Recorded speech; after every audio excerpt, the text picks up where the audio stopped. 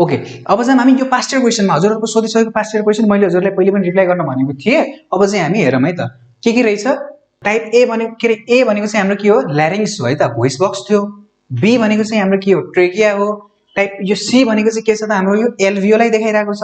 के देखाइरहेको छ, एल्भियोलाई। डी भनेको चाहिँ के हो, डाइफार्म हो है त, यो भनेको चाहिँ डाइफार्म हो। सो सबैको मैले नेमिङ बताइदिए को के हो भनेर। त्यसपछि फंक्सन अफ द सी सोधिरहेको छ। सी को फंक्सन के हो त, एल्भियोलाईको फंक्सन भर्खर एकछिन अगाडि पढ्यौं हामीले। पहिलो त हाम्रो के छ त, ग्यासियस एक्सचेन्ज गर्ने काम गरिरहेको छ है त, ग्यासियस एक्सचेन्ज गर्छ।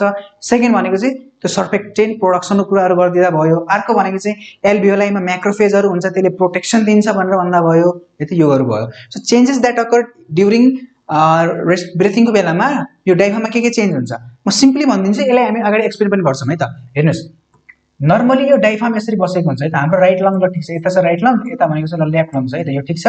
अब डाइफार्म भनेको यता हुन्छ, डाइफार्म भनेको तल हुन्छ।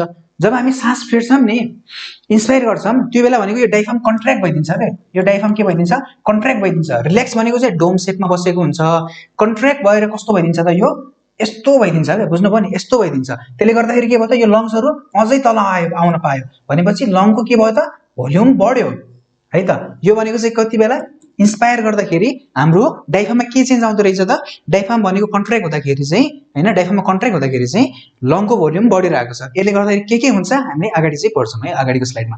Changes that occur in part D during the breathing. ब्रीथिङको बेलामा हजुरले के भन्नु पर्यो भन्दाखेरि during inspiration there occur the contraction of the diaphragm, त्यसले गर्दाखेरि डाइफार्मको फ्ल्याटनिङ हुन्छ। तर एक्सपिरेसनको बेलामा, नर्मल एक्सपिरेसनको बेलामा there occurs the recoiling of the diaphragm, diaphragm आफ्नै कन्डिसनमा जान्छ भन्दिने है त। यसलाई हामी मजाले अगाडि पढ्ने नै छौं।